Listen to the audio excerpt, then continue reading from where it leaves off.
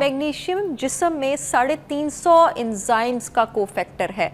अब मैंने लोगों को समझा दिया, इसके बगैर जिस्म में 350 रिएक्शन नहीं हो सकता। अच्छा। जिसमें मेजॉरिटी रिएक्शंस आपके पास वो हैं जो सेल के अंदर माइटोकॉन्ड्रिया हमारे सेल का पावर हाउस होता है। जिस्म के हर सेल के अंदर जो मशीनरी है जो आपकी एनर्जी जनरेट करती है, वो एनर्जी का जो सिक्का होता है, करेंसी, उसको एटीपी कहा जाता है। एटीपी मैग्नीशियम के बगैर जनरेट नहीं हो सकता। अच्छा। मैग्नीशियम की कमी, सबसे पहले मैं बता दूं आप टेस्ट क्यों नहीं कर सकते। कभी भी अपना सीरम मैग्नीशियम लेवल यानी ब्लड में अपना मैग्नीशियम लेवल चेक करा के अगर नॉर्मल आए, कॉन्फिडेंट ना हो कि मुझे मैग्नीशियम की कमी नहीं है, क्योंकि इसका टेस्ट अवेलेबल है, टेस्ट की कोई वैल्यू नहीं है। हाँ। आपके जिस्म में जो 100% मैग्नीशियम है ना, मैं चाहती हूँ मैं पहले मिसकॉन्सेप्शंस क्लियर करूँ। बाकी तो लोगों को सिम्टम्स आप पता ही है। ठीक है। आपके जिस्म में अगर 100% फिजा मैग्नीशियम है, 1% आपके सेल के बाहर है, ECF एक्स्ट्रा सेलुलर फ्लूइड में, ब्लड में, सीरम में। 99% सेल के अंदर है। आप जो लैब से टेस्ट कराते हैं वो सेल के बाहर वाला टेस्ट करता है, सिर्फ 1% वाला।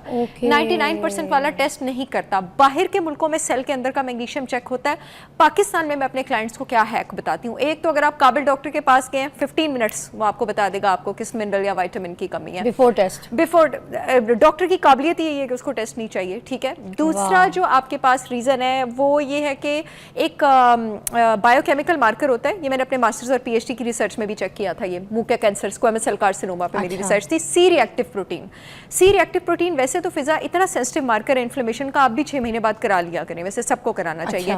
कि अगर मैंने जरा सी टेंशन भी ली है ना, मेरे घर में लड़ाई भी हुई है या किसी ने सिगरेट भी पिया, उसका भी CRP रेज हो जाएगा, ठीक है। लेकिन अगर आपका CRP और एक और टेस्ट होता है highly reactive CRP consistently raised है, तो वो होता है जिस्म में मैग्नीशियम की कमी से जो सोजिश होती है उसकी वजह से। यहाँ से आप पकड़ सकते हैं कि कहीं आपको मैग्नीशियम की कमी तो नहीं है। एक तो मैंने मिसकॉन्सेप्शन क्लियर कर दी, मैग्नीशियम की कमी सबसे ज़्यादा जिस इलेक्ट्रोलाइट की कमी से मिलती है वो आपके पास पोटेशियम है। दोनों में ब्रेथलेसनेस होती है, दोनों में फटीग होती है। अब क्या होता है कि आपके जो सेल का पंप है ना, आपकी जो सेल की दीवार उस पर एक पंप लगा होता है। हम जब मैं CMH मेडिकल कॉलेज में प्रोफेसर थी, ये चैप्टर हमेशा मेरे पास होता था, हम पढ़ाते होते थे सोडियम पोटेशियम एटीपेज। अच्छा, इसका काम क्या है कि 3 सोडियम के मॉलिक्यूल बाहर जाते हैं, 2 पोटेशियम के मॉलिक्यूल अंदर जाते हैं। एटीपेज पंप ऐसे ऐसे एनर्जी पंप करता है, एनर्जी करेंसी रिलीज करता है। यहाँ से जनरेट होती है बिजली। ये बिजली जाती है मसल को, ये बिजली जाती है नर्व को, और ये बिजली जाती है हार्ट मसल को भी। इस एटीपेज को ऐसे ऐसे करने के लिए मैग्नीशियम चाहिए होता है। अगर मैग्नीशियम नहीं होगा, सोडियम के 3 मॉलिक्यूल बाहर, पोटेशियम के 2 मॉलिक्यूल आयन ठीक तरह अंदर नहीं जाएंगे, बिजली जनरेट नहीं होगी। फॉर एग्जांपल, अगर मेरे हार्ट मसल स्मूथ मसल होता है, पेरिफेरस के मसल को स्केलेटल मसल कहा जाता है, मेरे हार्ट को बिजली नहीं मिलेगी तो क्या होगा? एरिथमिया, मेरी हार्ट बीट खराब होगी।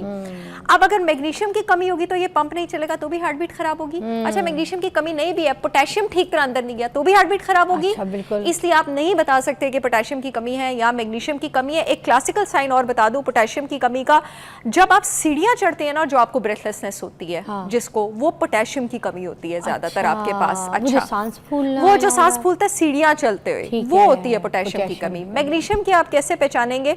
अच्छा, अगर आप रात को सोए हैं ना और आपको एकदम जोर की वो खली पड़ी है, पंजाबी में हमारे खली कहते हैं ना, कि आपने उठ के ऐसे टांग पकड़ी और लगे कि पूरा वजूद ही निकल गया पिन्नियों से, काफ मसल से, शिन से, तो वो होती है कैल्शियम की कमी। अच्छा, एक क्रैम्प्स भी पड़ते हैं जब जैसे आप जिम जाते हैं या ज़्यादा वॉक करते हैं, आपको यहाँ क्रैम्प्स पड़ते हैं, ये भी वो भी उसमें वो मैग्नीशियम की कमी है। और वो ये है कि आपकी जो पोस्ट वर्कआउट रिकवरी डाइट है ना या शेक है, वो आप ठीक नहीं ले रहे हैं। अच्छा, अगर ये वर्कआउट से एसोसिएटेड है, अच्छा, तब वो क्रैम्प होता है। सीढ़ियाँ चलते सांस फूलना पोटेशियम है, मैं सबको बता दूं। अगर रात को सोए एकदम जोर की कुड़ल पड़ी है बहुत यहाँ पे पिन्नी पे, वो कैल्शियम की कमी है आपके पास।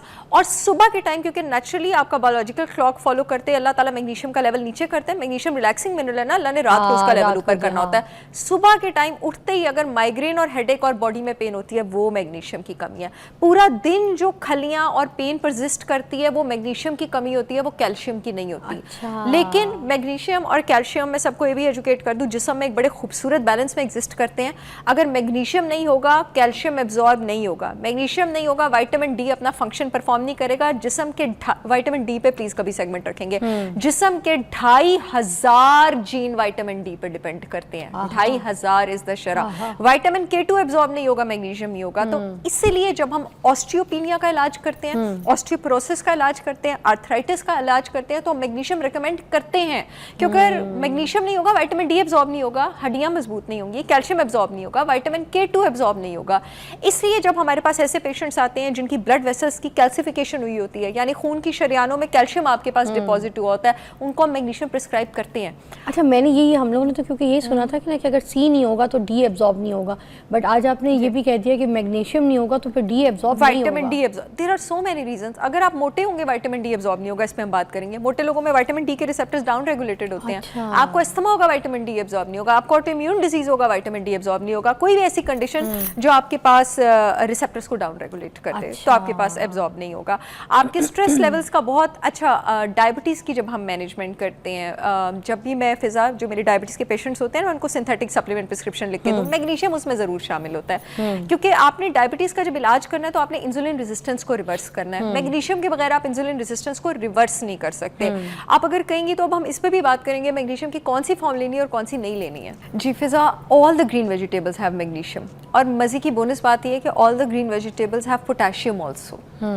तो अगर आपको कंफ्यूज भी है ना, आप मैग्नीशियम की कमी है, पोटेशियम की कमी है, और आप ग्रीन वेजिटेबल्स खाएंगे, तो you will in any case get both.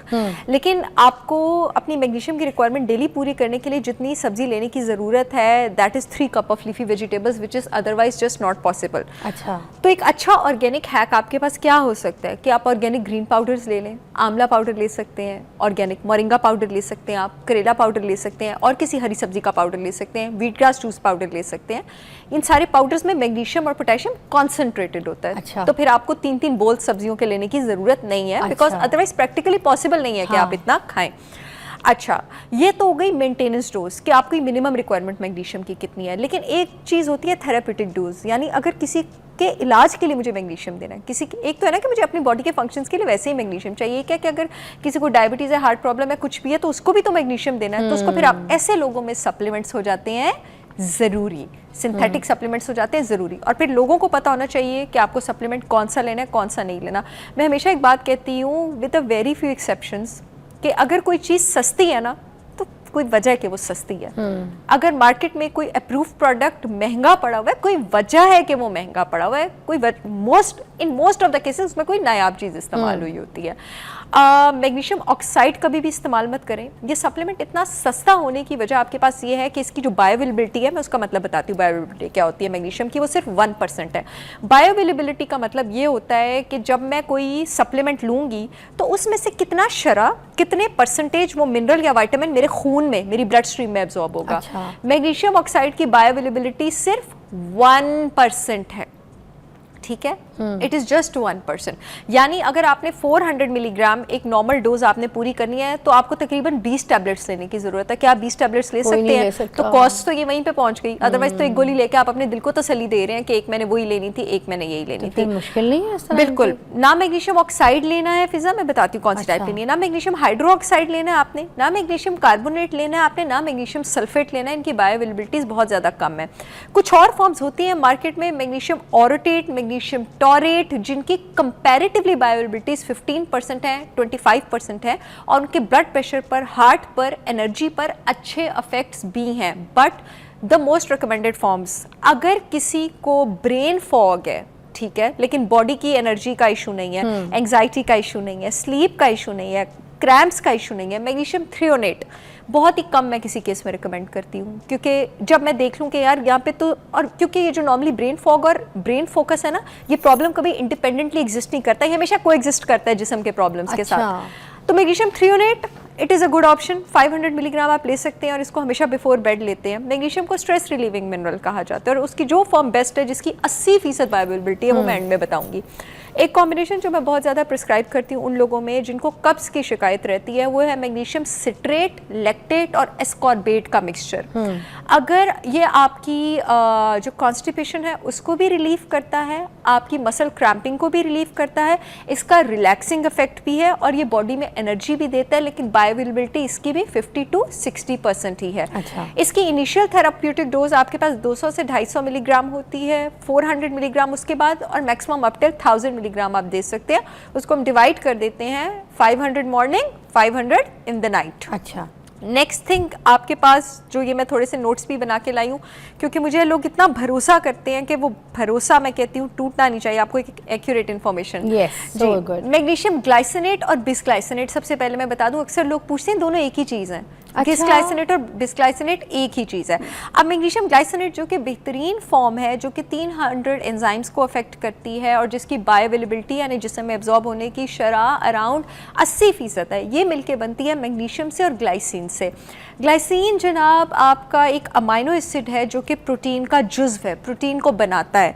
ये आपकी कॉग्निशन इंक्रीज करता है, यानी हाफजा ब्रेन फोकस इंक्रीज करता है, सुकून और काम इंक्रीज करता है, स्लीप जिसकी वजह से नींद अच्छी हो जाती है। नींद अच्छी हो जाती है, स्लीप बेटर करता है, ये एंटी इन्फ्लेमेटरी है, सोजिश को कम करता है और सबसे खूबसूरत बात ये बाइल प्रोडक्शन को इंक्रीज करता है। शायद आपके शो में हमने बैठ के एक बात की थी कि बाइल की कमी हो तो कॉन्स्टिपेशन हो जाती है, लिवर से जो डाइजेस्टिव जूस निकलता है, जिन लोगों ने वो शो नहीं देखा, ज्यादती हो तो डायरिया हो जाता है।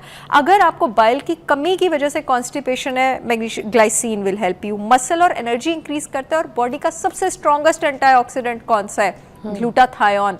Glutathione magnesium glycinate direct body के अंदर ग्लूटाथायोन की प्रोडक्शन जो है उसको इंक्रीज करता है। अच्छा। और इसके अलावा इसके फ़ायदे क्या हैं आपके पास?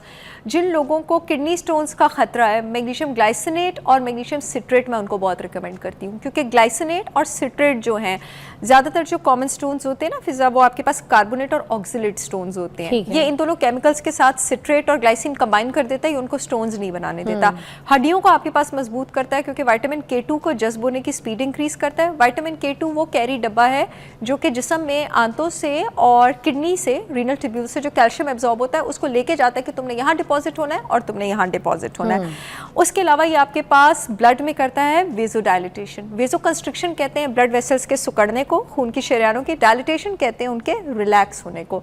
रिलैक्स होने का फिनोमेना, ब्लड प्रेशर, आपकी ब्लड फ्लो को ईज करने का फिनोमेना ग्लाइसिनेट आपके पास बेटर करता है। डायबिटिक्स को जो काइंड ऑफ मैग्नीशियम रिकमेंड किया जाता है वो भी ग्लाइसिनेट रिकमेंड किया जाता है। अगेन इंसुलिन सेंसिटिविटी इंक्रीज करता है आपके पास। आपके फैट सेल्स के ऊपर जो इंसुलिन के ताले लगे हैं उनको इस काबिल बनाता है कि जब इंसुलिन ग्लूकोज लेके आए वो चाबी बन के उसको खोले, ग्लूकोज सेल के अंदर जाए, ब्लड में रेज ना होता रहे, आपको हाइपरग्लाइसीमिया ना हो। अच्छा। आपके ब्लड शुगर लेवल्स को नेचुरली कंट्रोल करता है। मैग्नीशियम ग्लाइसिनेट आपके स्ट्रेस हार्मोन कॉर्टिसोल पर लगाम डालता है, बिकॉज मैग्नीशियम और कॉर्टिसोल एग्जिस्ट करते हैं सर्केडियन रिदम में, अल्लाह ताला के बनाए क्लॉक में, बायोलॉजिकल रिदम में।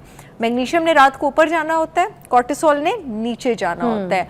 अगर इन दोनों का बैलेंस डिस्टर्ब हो तो दूसरा ऑटोमेटिकली खराब होगा। आप जब मैग्नीशियम देते हैं कॉर्टिसोल अपने बैलेंस की तरफ आता है।